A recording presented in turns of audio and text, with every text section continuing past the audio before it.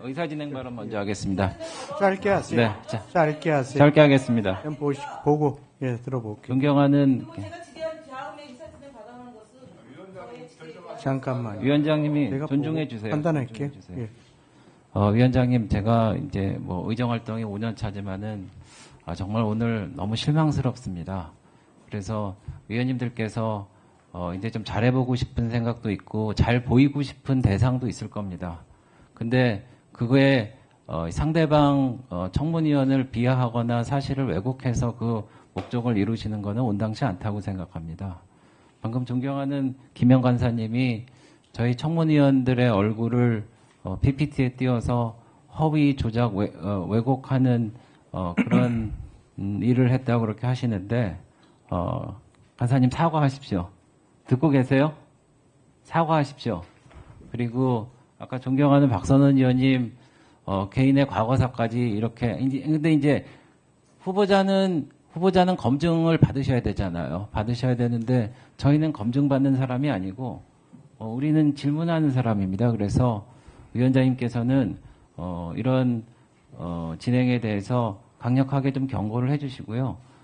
위원님들 이러면 안 됩니다. 그래서 좀 사과하실 부분이 있으시다고 깨달으시면은 사과하시고요. 그렇게 해주셨으면 하는 발언을 드리겠습니다.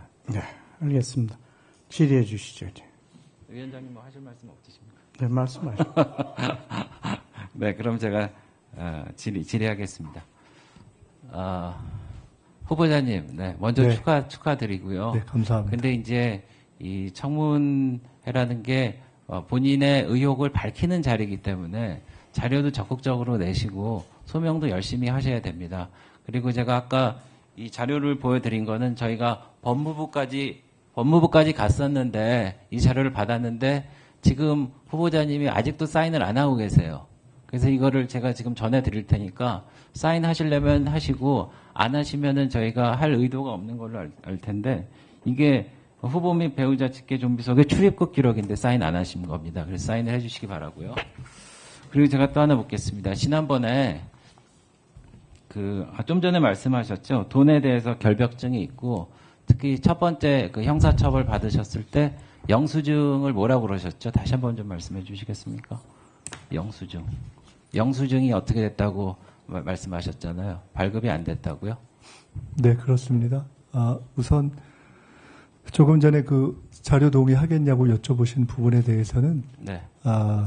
아까 말씀드렸듯이 저는 특별히 다른 어떤 기준에 의해서 하는 것은 아니고 저도 물어서 하는데 과거 한덕수, 황교안, 이완구, 네, 정호원 거기까지만 등이 듣겠습니다. 그분들이 이거 보시고요. 기준에 썼던 네. 법규와 규정에 출입국 따라서 하고 있기 기록이니까 때문에 하시고 싶으시면 하시고 네. 하시고 말면은 본인 자유입니다. 그리고 두 번째 질문이요. 네. 그리고 그러니까 말씀이 길어지시니까 영수증 관련해서 검찰에서 법적으로 문제 삼은 것은 이 후원금의 영수증을 발행하지 않았다는 것인데 중앙당에서 의당 처리하겠지 않은 생각한 실무자들이 중앙당에 확인하지 않은 것이 실수라면 실수였다. 그러나 영수증을 떼어줘야 한다는 것을 미리 알았다면은 시장 선거 캠프에서는 떼어주지 않을 이유가 없었던 일이었다. 이렇게 쓰셨는데 이거 본인이 쓰신 건데 네, 맞습니까? 사실입니다. 사실입니까? 그럼 제가 PPT를 좀 보겠습니다. 근데 판결문에는 이렇게 돼 있어요. 보십시오. 후보자는 정치 자금을 들고 온 기업 관계자, 당시 구조조정본부장과 영수장에 대해 이야기를 나눴는데 후보자가 구조조정본부장한테 영수증은 어떻게 해드리면 되겠습니까? 하고 본인이 물으셨어요. 그러니까 그쪽에서는 그룹에서 올해 법정 기부 한도가 낮춰서 영수증 처리가 곤란하다라는 정치자금법 위반하겠다는 대답까지 들으셨는데 그 후보자님 이 판결문에 반해서 말씀하셨는데 이거 위증입니다. 판결문에 반해서 말씀드리지 네. 않았습니다. 그러면은 제가 또 물어보겠어요. 설명을 잠깐 드려도 될까요? 아니 제가 먼저 물어볼게요. 네, 하시고 그리고 답변 드리겠습니다. 그리고 김민석 후보자님이 그 정치자금법 위반으로 처벌받은 사례가 또 있습니다. 벌금 600만 원과 추징금 7억 2천만 원을 했는데 정치 검찰 표적 수사에라고 앵무새처럼 되풀이한다라고 하셨는데 그 정치 검찰 표적 수사 맞습니까? 짧게 네, 대답해 맞습니다. 주십시오. 네. 그러면은 제가 이것도 PPT로 한번 보여드리겠습니다. 다음 PPT. 다음 PPT. 다음입니다. 근데 후보자가 이렇게 말씀하셨어요. 후보자 본인이 이메일로 보내셨습니다. 다른 불법 정치자금 제공자와는 홍여 나중에 만에 하나 시비거리가 있다면은 그때는 너한테서 빌린 것으로 하자. 라는 그런 노골적인 발언 메일까지 주고받으셨습니다. 그리고 이런데도 억울하세요?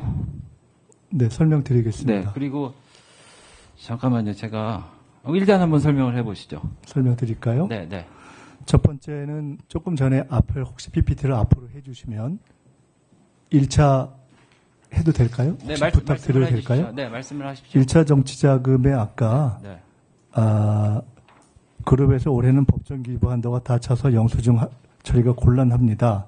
라고 하고 중략을 하시고 판결에 대해서 쓰셨는데 그 뒤에 제가 그러면 나중에 실무적으로 처리를 할 방법이 있는지 알아보겠습니다. 라고 하고 제가 전달했다는 부분은 빠져서 지금 말씀을 하셨고. 아니 근데 그 부분이 포함돼도 네. 마찬가지인 게요. 아니, 왜냐면은 아닙니다. 후보자가 영수증 발행에 대해서 전혀 상관하지 않고 몰랐다는데 영수증 발행은 안 해주십니까? 라고 물어보셨잖아요. 아니, 그러니까 제가 영수증 몰랐다고 발행에 하지 대해서 않았습니다. 이제 알고 계셨다는 겁니다. 네, 그래서 알고 저는 있었기 때문에 거기까지 제가 알고 있었기 때문에 질문을 할 그것을 거고요. 실무자에게 전달한 것이고요. 나중에 또 질의하시면 두 번째 네네. 부분 답변을 드려야 될 네네, 것 같은데 말씀을 하십시오. 두 번째 부분은 정확하게 저것이 검찰이 어떻게 공소장을 잘못 쓰는가에 대한 드러나는 것인데요. 판결문입니다. 공소장 네, 아닙니다. 그 판결문의 공소장을 조금 반영한 것입니다. 만에 하나 시비거리가 있다면 그때는 빌린 것으로 하자는 취지의 메일, 취지라는 용어를 통해서 정확한 워딩이 틀려졌습니다. 저것은 혹시 검찰에 필요하시면 그 당시에 이메일 기록을 요청하시면 저런 워딩이 정확하게 쓰여 있지 않은 것을 확인하실 것이라고 봅니다. 저는 저런 워딩을 저도 사용한 바가 없고 당시 상대방도 사용한 것이 없고 검사가 저런 식으로 취지라는 용어를 써서 왜곡한 것을 법원이 그냥 받아들여서 사실상 통상 검찰에서 8억 정도 이상의 규모의 경우에는 전혀 부과하지 않는 벌금이라는 기묘한 네. 판결이 났던 알겠습니다. 이유입니다. 후보자님이 지금 판결문을 그러니까 인정을 하지 않으신 거예요. 그래서 판결문을 갖고 설명드렸습니다. 그러니까 판결문에 검찰의 주장이 실렸다고 그래도 판결문을 할 때는 법원에서 검찰의 그 주장을 받아들였기 때문에 이렇게 한 건데 아니라고 하셨기 때문에 그 정도로 하고 넘어가겠습니다. 그리고 또 하나는 또 드리겠습니다. 아까 주진우 의원님 질문하신 것 중에 배우자가 처갓집에서 2억 받았다는데 매년 나눠서 받아서 생활비로 쓴 것입니까? 뭐 그럴 겁니다. 그때 받으면 제가 아주 구체적인 정황은 알지 못합니다. 그런데 네. 그리고 제가 마무리하자면요. 아까 안대희 그 전 국무총리 될 뻔하셨는데 과다 수입료 문제로 낙마하셨고 현금이 집에 많으셔서 그런 이유로 낙마하셨습니다. 그러니까 후보자는 어떻게 보면은 그 6억 원이나 이렇게 받았다는 게 사실 일반 국민들이 보기에는 좀 높은 기준이라고 할 수도 있는데 사실 그거에 대한 특별한 언급은 없이 그냥 6억 원 받았으니까 뭐 문제가 될 게 없다 뭐 이런 말씀을 하셨는데 그래서 이제 중앙부처를 총괄하시는 입장에서 기강을 바로 잡으시고 공직자 윤리도 하셔야 될 텐데 이 부분에 관련해서는 글쎄요 좀 아무런 문제 없다라는 것보다는 그래도 이러이러한 문제가 있었으니까 문제는 만약에 없었다고 하면은 그래도 이런 거에 대해서는 바람직한 것인지 좀 자숙을 해야 되겠다 이런 말씀을 좀 하시는 게 맞지 않나 저는 개인적으로 생각합니다. 조의금, 축의금 그리고 통상 국회에서 일어나는 두 번의 출판기념회를 통해서 평균 1억 5천 전후의 액수를 제가 세비의 수입으로 받았던 것에 대해서 아예 그런 것도 받지 않았으면 더 좋았겠다는 아쉬움을 갖고 있다는 말씀을 드립니다. 네. 네, 그리고 그 액수로 한 번에 6억이 된 것도 아니다는 말씀도 다시 한번 드리겠습니다. 네? 김현 간사님. 네. 의사진행 발언. 네, 인사청문회법입니다. 인사청문회를 공개하면서 개인의 명예나 사생활을 부당하게 침해할 우려가 명백한 경우는 사실은 공개하지 아니할 수 있다라고 제14조에 돼 있습니다. 그러나 어쨌든 저희 인사청문회는 공개대회 진행하고 전 국민이 지금 생중계로 바라보고 있습니다. 물론 후보의 자질과 도덕성과 정책 능력을 검증하기 위해서 야당 의원들이 지속적으로 반복적으로 할 수는 있습니다만 제18조에 주의 의무가 있습니다.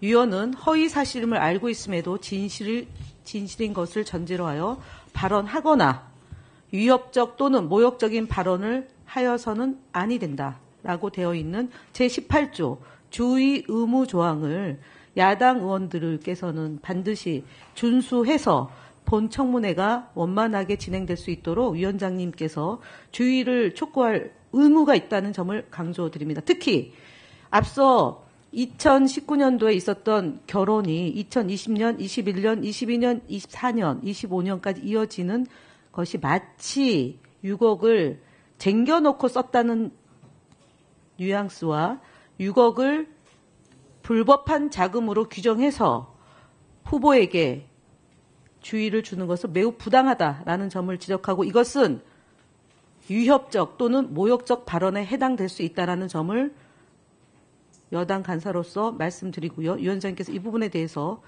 확실하게 주의 의무에 대한 촉구를 드립니다. 네.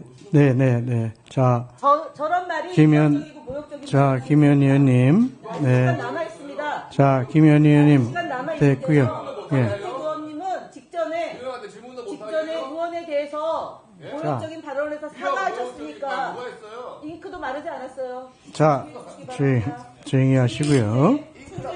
네. 제 시간입니다. 자, 진행 발언 시간입니다. 네, 예. 김현 의원님 말씀 잘 들었고, 이건 법정 사항이니까, 허위 사실임을 알면서, 후보자를 모욕하거나, 협박하는 그런 발언은 있어서는 안 된다는 점을 분명히 말씀을 드립니다.